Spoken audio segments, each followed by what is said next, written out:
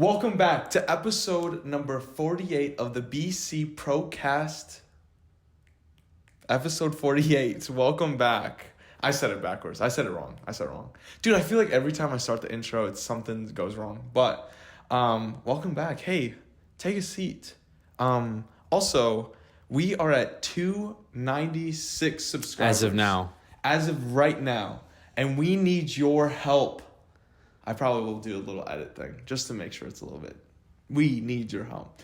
To get us to 500, no, just joking. Get us to 300 subscribers by the end of this week. Why not? Why not? You guys could do it. It's only like a couple days. That's only like, how many subscribers do you get? 300? Yeah, 296. Go to your friends. 7, right? Yeah, go to your friends. 7 more subscribers. Look up BC Pro. Hit subscribe. Joking, I know. It's for free, and you can always change your mind. And in fact, if you hit subscribe, we'll give you something. Mm-hmm. A new episode each week. That's pretty good. Yeah, right? That's amazing. I mean, if you think about it, it's free for you, but yet you get something in return that's valuable. Yeah, and I think it would look absolutely insane too. Dude, imagine seeing 300. It'd be crazy, and then someone goes unsubscribe, and then we go back and forth. Oh, have you seen the speed thing? He saw it. I like your watch, man. You like it, dude? Yeah. Did you just get that? When did you get it fitted? Just recently? Today, yeah. Nice. Does it fit well? Dude, it feels amazing. Good. It feels amazing. Good. If you guys are new here. It looks really nice. If you guys are new here, Braedon is my boy. And for my birthday, he got me a super, super nice watch. I don't know if you can see it, probably. And I don't want to blind you. But the coolest thing about it is on it, it's engraved. It's engraved Mjolnir? Yeah, Mjolnir. Or something like, it's one of those words. And the cool thing about that is our friend group, we're all superheroes. So like Braden's Captain America, obviously. Elias is Hawkeye. No, just by the way, who is Elias? Never mind. I know everyone. Do you actually? Yeah, I do. Are you going to put it on the thing? On what thing? Are you going to say it on the podcast or no? In the future. In the future. In the future, I will. I'll give everyone their superhero. And I am Thor. So Thor, his hammer is named Mjolnir. Mjolnir. So he literally got this watch engraved, and I found out it's a separate person. That like you got it and then you went to go find someone. Yes. Which is even more super, super kind of Braedon. Yeah. Like seriously, went out of his way, even found someone to engrave it. So it literally, and I just got it fitted, and so now it feels nice. Perfect. Cool. And sometimes when I drive, like I don't know if you can see my face, if it's shining in my face. But sometimes when I drive and I'm taking the turn, it's always left turns. Oh, really? I get like shot in the eye. That's cool. Because it's just so flashy. I'm glad you like it. Dude, it's very cool. I love it, bro. And, it looks good. And the time, ask me what the time is. Dude, no. Ask me what the time is. What time is it? Is it 4? 1, 2, 3, 4. Is it 4? About to be 4:16. Wait. 3, 2, 1. And 4:16? Yeah. It's spot on. Wow, that was really cool. Let me see. Yeah. Wow. What can I say? Very Braedon knows me. Very cool. Huh. Oh, get comfortable. Hey, sorry. Hey, you watching it? Get comfortable. Fun fact, my feet get hot. Take off your shoes.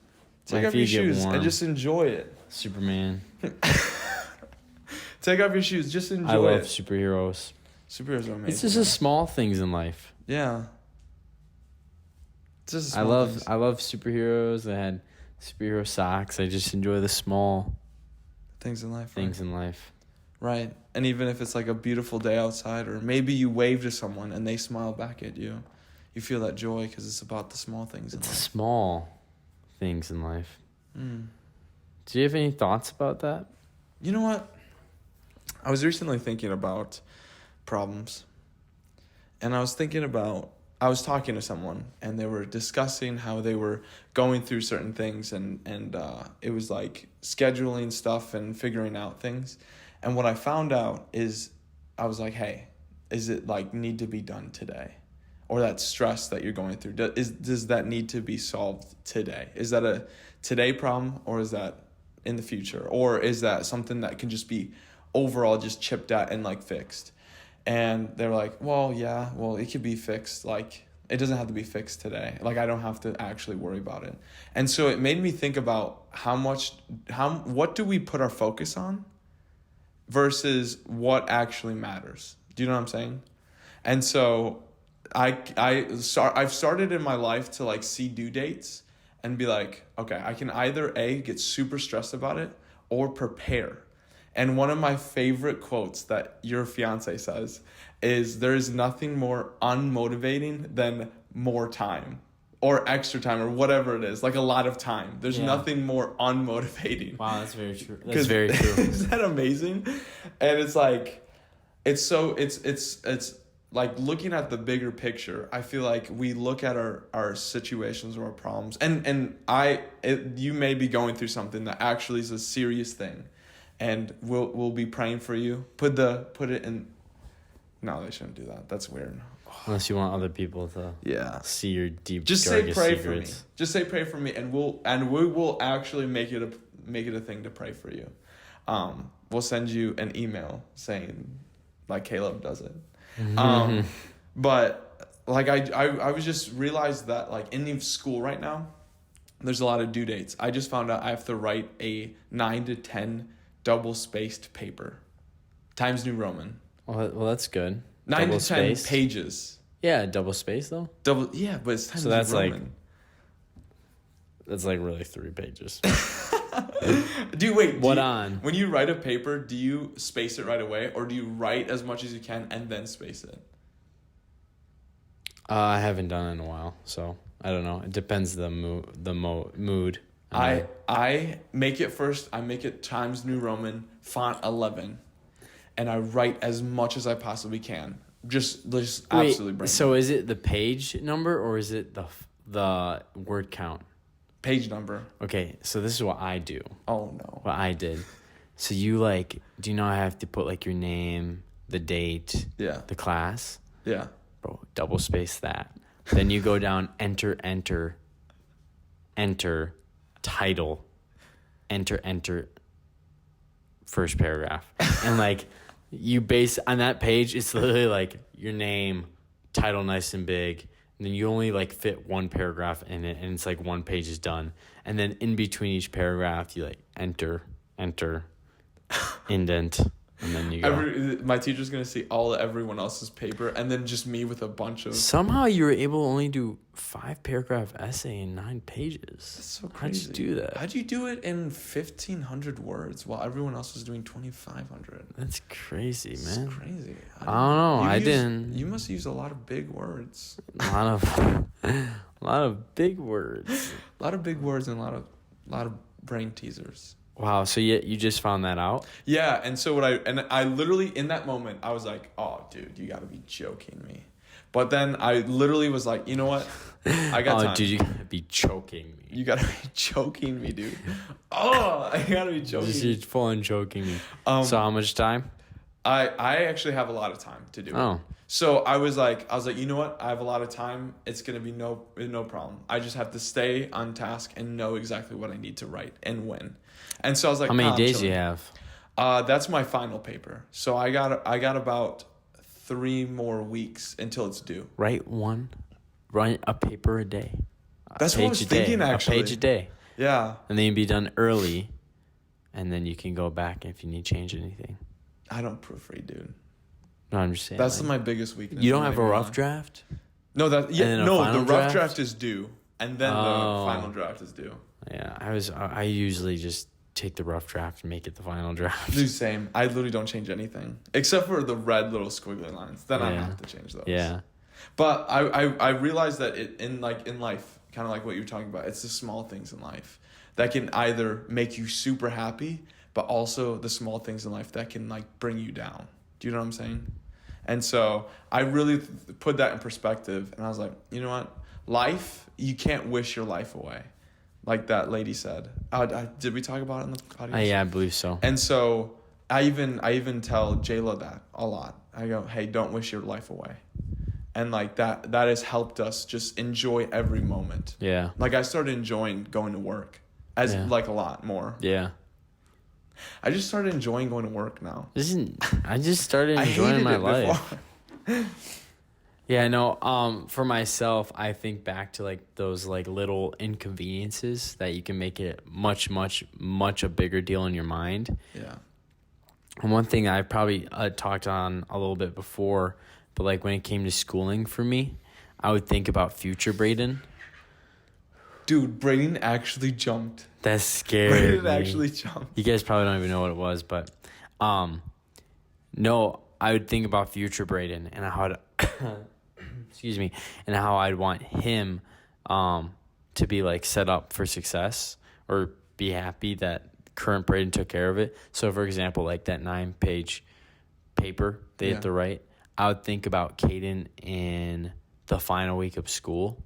And it was like, does he want to have that problem? Does he still want to be working on it? So I think about future. But that's like a long-term thing. I would mainly think about like when it came to the weekend. So when I had like my school stuff, I'd always take care of all like my homework and everything on Friday because I'd think about Sunday and how Braedon doesn't want to do schoolwork on Sunday. Oh, wow. Or even it'd be like the day before, the night before. Like if I take care of it tonight, I don't have to do it then tomorrow when it's due.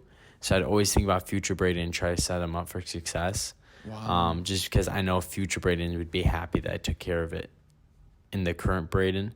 And then I heard someone else go when he's like, when you have a lot of problems and you're like working with a lot of stuff, I don't think this is not like the best way or whatever, but he says he looks at himself in like a third person view, like he's watching himself. So like right now, say I'm dealing with stuff from work and it's like really bothering me. A class has been really bothersome. I then go zoom out and I go, oh, Braedon and Caeden are sitting there talking to each other. Because if you're watching from like a third person view, you have no idea what my feelings are. I heard someone describe this and I've tried to use it here and there.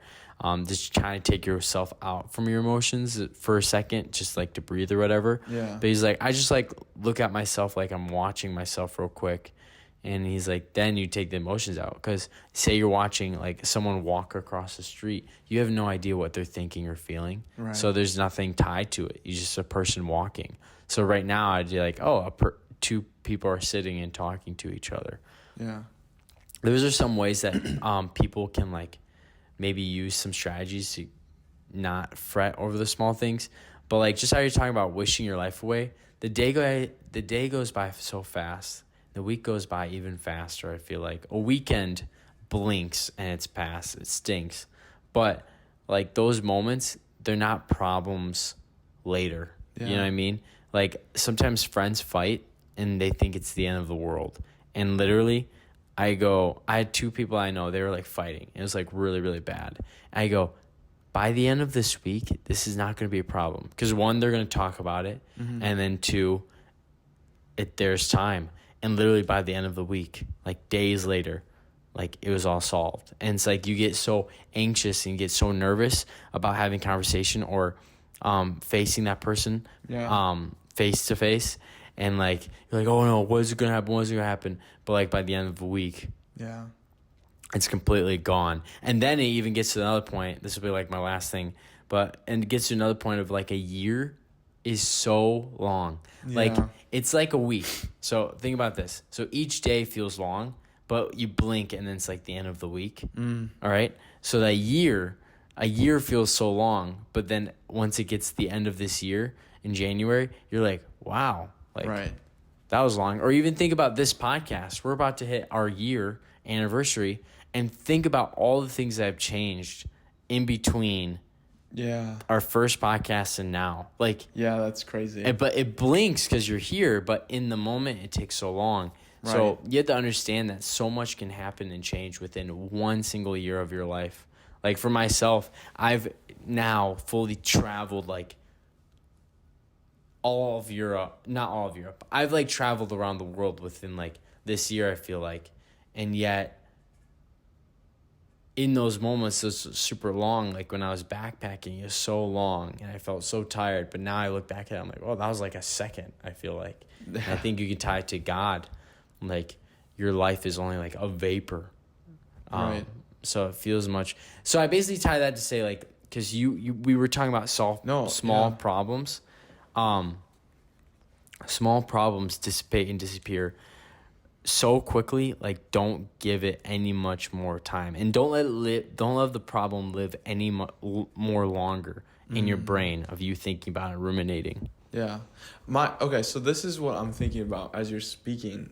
What do you think why is that initial fear or that initial feeling of feeling like stressed out, or maybe something happens, and why is the initial fear or feeling like that moment of, oh, everything is just crashing before me? Like you're saying, like with your friends, like your friends are bickering or fighting or whatever it is, or maybe I got the paper. Why is the initial moment such oh man?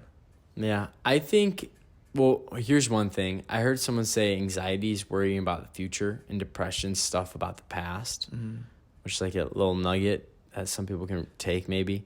But I think with maturity and age, it's not as severe. The severity of it goes down drastically. Like I was just in class today and two kids were like mouthing off at each other. And I even told them, I'm like, you guys are not being mature. Like mature is turning away and stop having this conversation. But I think as you get older, those big like life ending problems change because you have so much more experience and time under your belt and you realize it's not that big of a deal. Yeah. Like I think back to like when you hear the older people, when you're younger, like, oh, when you get older, like this, or it's like, trust me, I've been there before. Yeah. And now I'm at the spot where I'm telling like students or other people like, no, it's not that big of a deal. Like 100% you can trust me. But then in the spot of the young person, you're like, I can't believe him. I don't trust him. It's like a crazy cycle.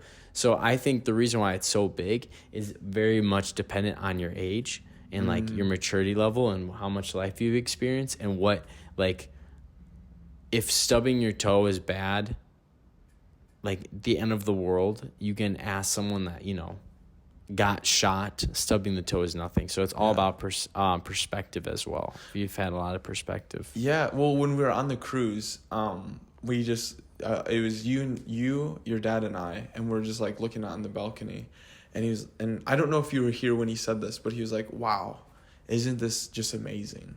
And at first I was like, oh yeah. I mean, it's crazy to see like that you're looking out and thinking that you're in the middle of the ocean. Yeah. And like there's waves and stuff. And he's like, wow, it's just amazing. I was like, yeah. He goes, doesn't this just put in perspective how small we are? And I was like, okay, whoa. Oh, okay. All right. And I'm now like, I'm thinking about how small we are. And then he goes, and God still loves us. Wow. I was like, dang. Pastor Rob, you can't be doing this to me on vacation. But it makes me think about our small problems. God still listens. God still, even if we pray about it and we're like thinking, oh, this thing is and maybe we don't want to say a prayer, but then we maybe just get it out. God listens to it. He just needs you to ask for it. And so it's crazy to think that that the problems that we have today won't be the problems that we have tomorrow. And one of my favorite songs from Elevation Rhythm is Goodbye Yesterday. Yeah. I almost just started singing it. Yeah. But it's just Goodbye Yesterday. And then today is going to be a new day. It's going to be great. It's going to be amazing. And I just have to make it till tomorrow. Yeah. I think a lot of people make things much, much bigger. Like think about, we're in a building right now. If I walk next door, they do not have any care. They do not understand anything that's going on that's bothering me. And to them, it's little. Yeah. It's nothing. And you give stuff so much more power. And like how you're talking about things making small in perspective. So I've been skydiving twice, and I just recently took a small private plane flight because someone we know like gave me the opportunity. Is awesome. Yeah. And like when you're up there and you're looking down, and like you see cars super small, and then you see humans, and you're just like, what? That's great. Well, dude, think about this. think about this. So there's two things off of this. Okay? Remind me finger if I forget it. Okay? Finger. Okay. Fingerprint or just finger? Just finger. Okay. So astronauts, when they're in space, like, think about their perspective on problems. They're not even they're not even on Earth. Wow. So anything they take up there is like stuff that they're dealing with, like, emotionally. Like, all the problems in the world, all the problems in their entire world are all on a different planet, because they're not on another planet, but it's on a planet that they're not even walking or living on.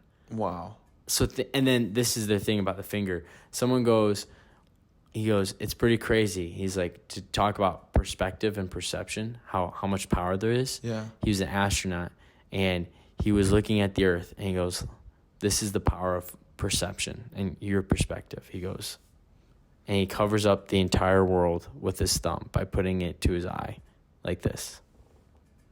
And he goes, it's all gone. And then he just put his thumb back, and he's like, now it's there. Wow. So you can choose what you want to see and what you want in your life just through your perspective. Yeah. Wow. What's funny about that is Braedon also did that to Monique. Yeah. And he said... Not in that way. It was more of a joke. Now she's gone. Yeah. But, dude, that's insane. Yeah. I didn't even think about that. And, like, I remember all the time when I was younger, and I would see planes go by, and I'd be like, man, they're going on vacation. They're going on this stuff. And then I get to do it. And I'm like, I'm literally leaving all my problems. Or if I'm having any problems, I'm literally leaving it. And now I'm going to a different city, different state.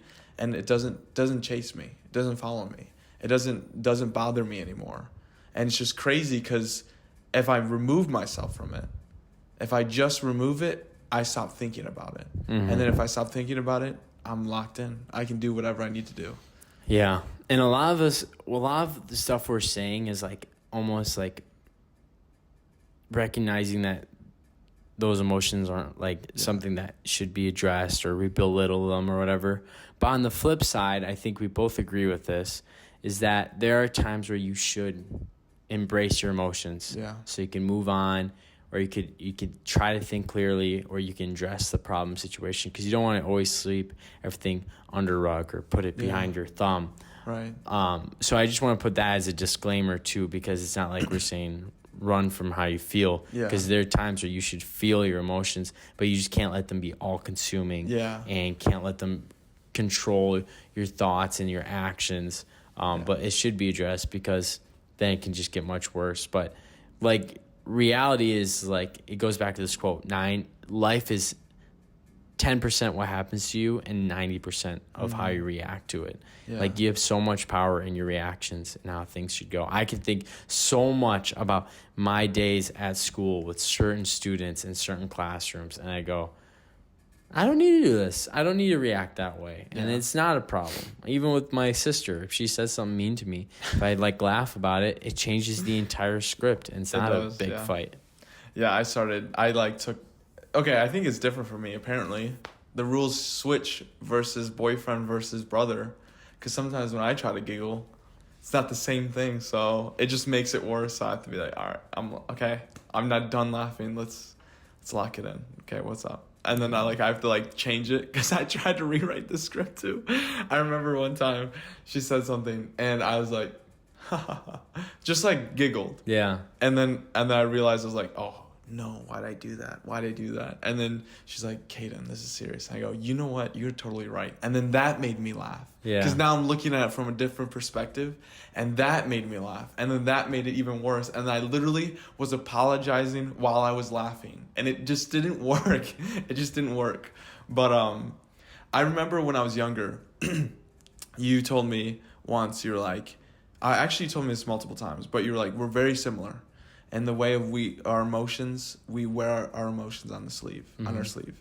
And you were telling me how when you were growing up, you had to learn that. You had to learn that it's not a big deal. I can choose to react, or I can choose to let it by, and everything will go great, or whatever. And I remember at first, I was like, all right, I'm going to do that. And then I kept holding on to him. I kept holding on to the emotion, to the point where I dwelled way too hard in it. Like if someone said something to me, I was like, oh, they said this. Oh, that must be true. And oh man, I'm such a horrible person.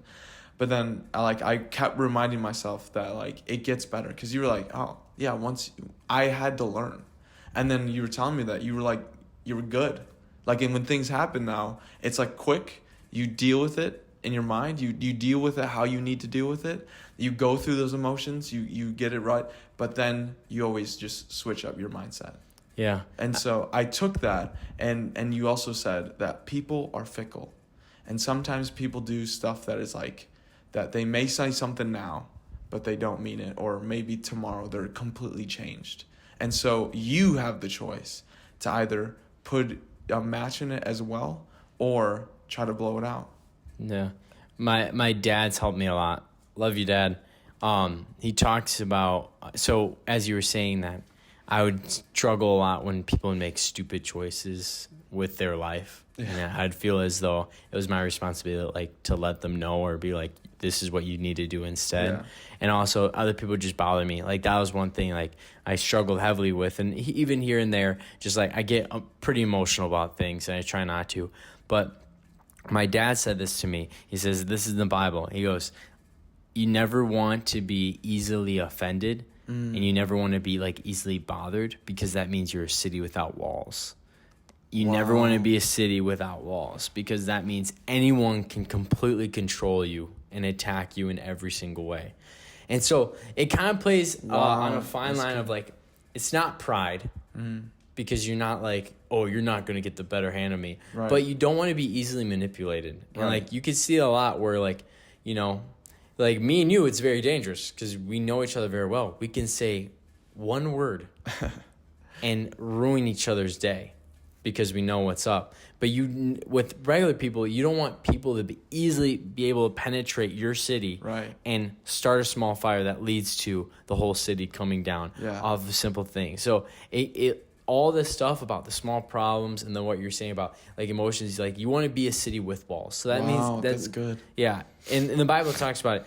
It doesn't mean you're defensive. It doesn't mean you have your walls up and like, yeah, I don't talk to you, or I'm very like closed, guarded. But what it just means is like, you don't allow things that could be arrows, could be swords and armies coming in. I'm trying to do a bunch of analogies, but I like it. You don't allow that to come in to ruin your day, to like destroy your city, your inner peace. Like it, like, peace is what you strive for, and things that bring anxiety and things that bring stress, like, that's not of God and all that stuff. I think we were talking to someone, I don't know if it was on the podcast or not, but we were talking to her, and she goes, whenever I feel stressed out, my dad goes, well, obviously you haven't prayed about it. Oh, like, yes. Yeah. He's like, he goes, well, okay. So when he says stress is not a thing, he knows anxiety and stuff is real. He's not saying that, but he goes, stress, that's not a real thing. She goes, what do you mean? She's like, you just haven't prayed enough about it. Yeah. And it's kind of a thing. We had an amazing person come to our church, and she's just spectacular. Amazing, yeah. And we won't talk much about who she is, just because because she goes to what's the word of the nation she goes? Hard accessed, challenged access places. I forgot what you're doing. But she goes to basically the worst parts in the world. Oh, she explains it as if you go to Hobby Lobby and you see it, a picture of it or a painting of it, she probably hasn't been there. Yeah. She's been to like she's been to the place in the world that like are bad. Yeah. And she's there just doing the Lord's work. Yeah. Which is awesome. And she was talking about, because we were asking a bunch of questions about like, how do you know when it's God's voice? How do you know if you're on the right path and you're calling? And a big thing she talked about was like the power in peace, the power in having peace, and how that's something of God. Like love, joy, peace, patience, kindness, long-suffering, goodness. I think I just said patience and long-suffering. Isn't that the same thing? Maybe, I don't know. But all these fruits of the Spirit, that's like all God-given. Like love, that's a commandment, one. But like peace and joy, you can't find any of that within the world. Right. And that's another thing. Sorry, this is a quick rant. No, go ahead. You were talking about, someone asked a question, how do you balance the world? Oh my gosh. You know who asked that question? Are you serious? I did. But I didn't think she was going to take it that way. Don't. No, I'm joking. No. I'm joking. By I'm the joking. way, I'm totally joking. Not what I meant to say. Because I was genuinely I asking don't think, about that. I don't think you meant it the way I was she read asking it.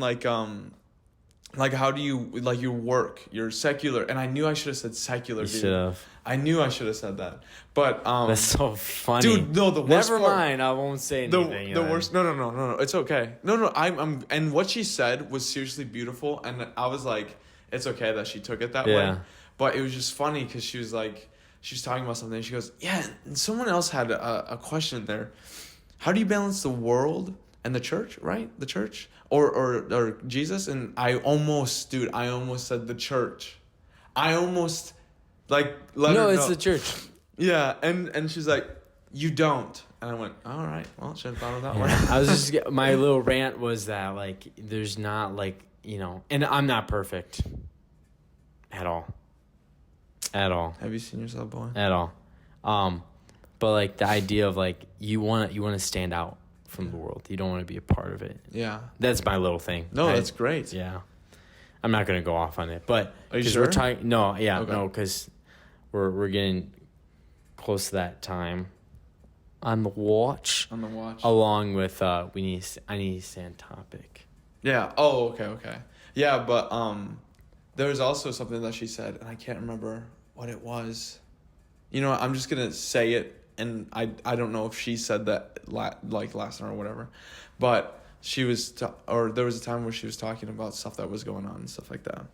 And she said, it was the service. She said, their salvation is more important than our comfort. Yeah. And that reminded me of something that I felt like God impressed on my mind one Sunday. And it was, don't come to church and you plan on like receiving something and you plan on getting something from me. You're supposed to do that for other people. And I remember when that dawned on me, because I was like, it was a time in my life where I wasn't like devoting my time to God. I wasn't, and I'm not saying that church isn't a place for that or whatever for people who serve and stuff like that. But for me specifically, I felt like I was getting my refreshing from Sunday service. But also the problem with that was I was also giving on the Sunday service. So I was canceling out anything that was going on Sunday. And I remember God said that to me, and I started devoting a lot more time and fixing between him and I and making sure that we're good so that when I get to Sunday service, I'm able to reach out. I'm able to help people who may be going through something, or I'm able to help other people just with their life struggles or just need someone to talk to. And I remember when God told me that, Brother Rico said the thing about the plane, like when the plane is like losing elevation, you are to take care of yourself and then other people. Because if you try to take care of other people before yourself, you could get like 5. Maybe you could probably get the whole plane. But like you could get 3 or 2. But when you take care of yourself, you can get the whole plane. And so it just makes me think of like with God, give God your problems. Give God everything. I love the song God Problems. Yeah. What is he? Not my fight. What is that? What did I just say there? Or what's the verse? Not my problems, not my fight, I think. Yeah, so it's basically just saying give it like it's God. Let God deal with it. And then you'll get that peace. You'll get that time of just like feeling calm and you feel great. And then even if the problem isn't solved right away. And I think that's what she said that was so amazing, was that peace is just so undescribable. It's not just like you just think that, you're just like floating, but it's like you know that you're in the will. And oh my goodness, I think I knew where I was going with it, but then I forgot. Like with your problems and stuff like that, like, and I liked what you said about deal with your problems and make sure that you're good with them, because I think that if you allow yourself to just be with God and be honest with God and be like, God, I'm really struggling with my paper. I don't feel like right now is like the greatest time for me because I'm stressing out over work or I'm stressing out over this. And so, God, I need your help. Yeah. And then you just get that random peace. And then you're like, you know what? I actually can do it. And I think that's like you dealing with it, is you just sitting in the feelings and just being so honest with God and allowing God to speak to you and allowing God to navigate through what you're going through. I think that's in the moment where you're like, all right, I can do this. And then God is just like, all right, yeah, we can do this. Yeah. Actually. Wow. Like Asterisk said. Yeah, well, that's very, very well said. I think we did a great job kind of talking about how small problems, we can't give them the power of something much greater. And time heals all, and also more important than time, God moves in ways that we don't even understand and can eliminate anything. And you just got to take care of yourself. Yeah. And a fun fact about me, Sundays are my favorite day of the week. Amen. Because it's amazing. People go, how's your day? I go, it's amazing because it's Sunday. It's I love just a Sundays. great day, dude. It's just such a great day. But any final words? No, I think we nailed it. Well, this is BC Procast episode 48. We're getting to the 1 year soon. I know, dude. I'm so excited. Comment down below if you want us to pray for you. We'll pray for you. Comment down what's your favorite day of the week. Comment down if your feet get hot, yes or no.